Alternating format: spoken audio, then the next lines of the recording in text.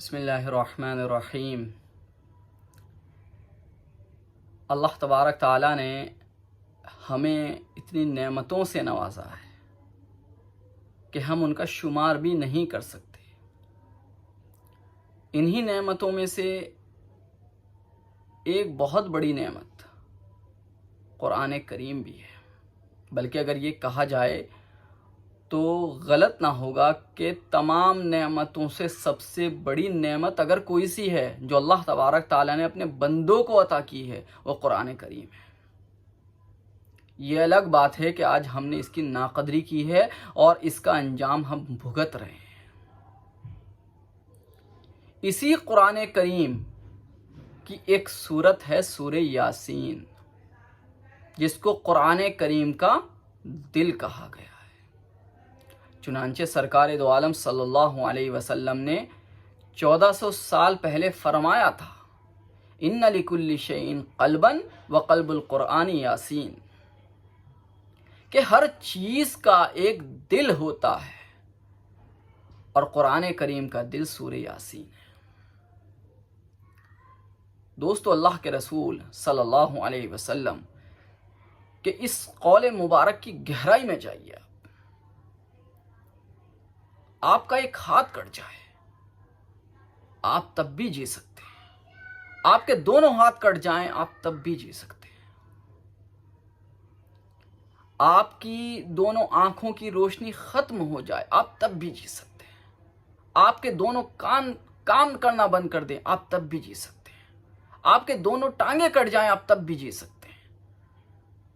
لیکن دوستو، اگر ایک سیکنڈ کے لیے بھی، صرف ایک سیکنڈ بھی میں زیادہ کہہ رہا ہوں، اگر پل بھر کے لیے بھی دل کی دھڑکن بند ہو جائے تو آپ کا جو جسم چلتا پھرتا تھا بالکل بے جان ہو کر پڑ جائے گا، اور چند گھنٹوں کے بعد آپ کے گھر والے آپ کو مٹی کے سپرد کر دیں گے۔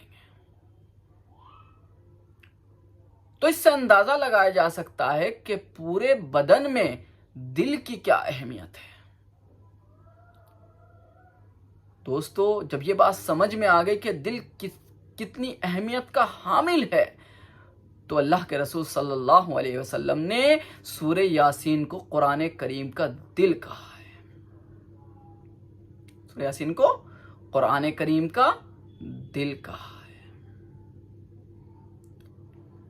اس سے اندازہ ہوتا ہے قرآن کریم میں سورہ یاسین کی کیا اہمیت ہے۔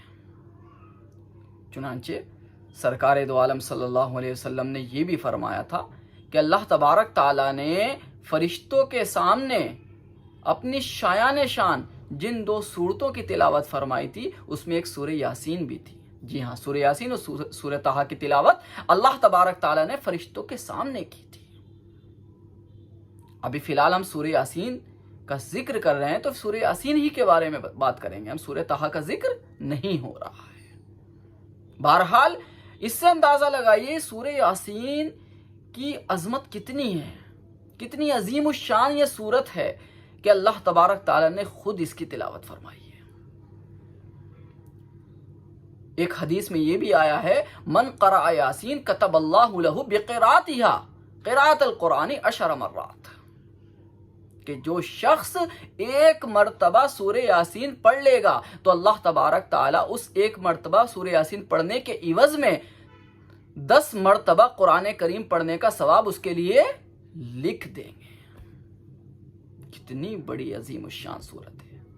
آج دوستو، اسی صورت کا ایک ایسا مجرب، ایک ایسا عجیب و غریب عمل میں آپ کے سامنے پیش کرنے جا رہا ہوں، آپ کی سماعتوں کے حوالے کرنے جا رہا ہوں کہ انشاءاللہ تعالی اس عمل کے ذریعے آپ جادو کے اثرات ہوں یا جنات کے اثرات ہوں، صرف 10 منٹ کی محنت ہے، انشاءاللہ تعالی آپ اپنے اوپر ہو رہے ہوں یا آپ کا کوئی مریض ہو، آپ انشاءاللہ تعالی اس عمل کے ذریعے ان اثرات کو زائل کر سکتے ہیں۔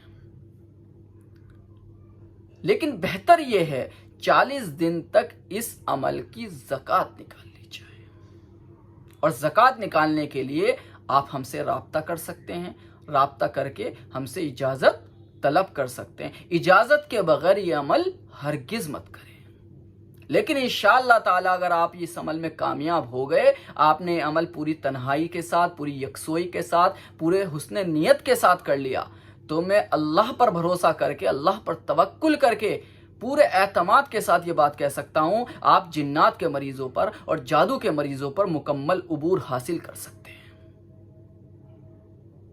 انشاءاللہ تعالی۔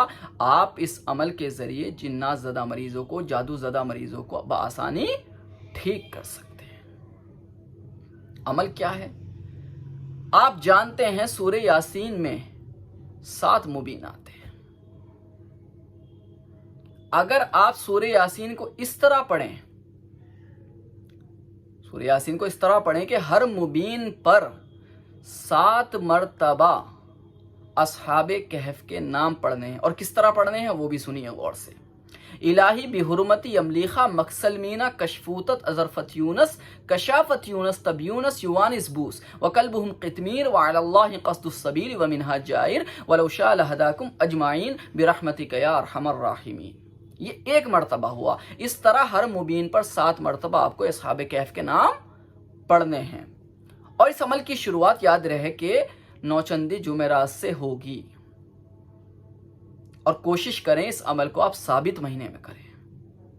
اب ثابت مہینہ کسے کہتے ہیں، نوچندی جمعرات کسے کہتے ہیں، یہ آپ جانتے ہی ہوں گے، لیکن اگر آپ واقف نہیں ہیں اس بات سے تو آپ ہم سے رابطہ کر کے معلوم کر سکتے ہیں۔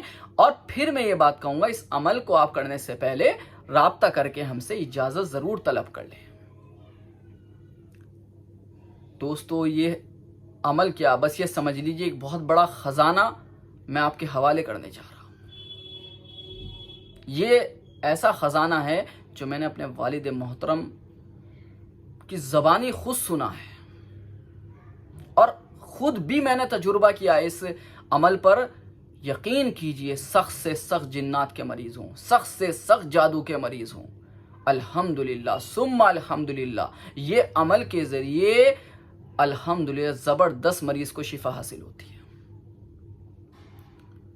آپ ساتھ میں مریض کے گلے میں اصحاب کہف کا نقش بھی ڈالیں، لیکن آپ اس عمل کو کے ذریعے استفادہ کیسے کریں گے وہ آپ ہم سے رابطہ کر کے معلوم کر سکتے ہیں۔ لیکن پہلے ہم نے عمل کا طریقہ بتا دیا، اس عمل کی آپ زکوٰۃ نکالیں 40 دن کی۔ تو دوستو اللہ تبارک تعالیٰ نے ہمیں کیسی کیسی نعمتوں سے نوازا ہے، قرآن کریم میں کیا کیا خزانے موجود ہیں، ہم ذرا غور و فکر تو کریں۔ افلا یتدبرون القرآن، ان لوگوں کو کیا ہوا، یہ قرآن میں غور و فکر کیوں نہیں کرتے؟ قرآن میں کیا نہیں ہے؟ میں تو اس نتیجے پہ پہنچا ہوں دوستو، قرآن کریم میں ہر مسئلے کا حل موجود ہے، آپ ذرا غور کرنے کی دیر ہے بس۔ آپ جڑی بوٹیوں پر، دوائیوں پر بڑا اعتماد، بڑا تکیہ کرتے ہیں، آپ اللہ کے کلام پر بھی تو تکیہ کر کے دیکھیے۔ وَمَن يَتَوَكَّلْ عَلَى اللَّهِ فَهُوَ حَسْبُهُ، جو اللہ پر بھروسہ کر لیتا ہے اللہ اس کے لیے کافی ہو جاتا ہے۔ تو دوستو یہ مختصر سا عمل ہے، 40 دن کی اس کی زکوٰۃ نکالنی ہے، اور 40 دن کی جب آپ زکوٰۃ نکال لیں تو 7 آدمی کو جو 5 وقتہ نمازی ہوں کوئی میٹھی چیز بنا کر ان کی دعوت کر دیجئے یا ان کو تقسیم کر دیجئے، انشاءاللہ تعالی زکوٰۃ ادا ہو جائے گی۔ پھر اس سے استفادہ کیسے کرنا ہے آپ وہ ہم سے رابطہ کریں یا ہم سے ملاقات کریں ہمارے ادارے میں آ کر۔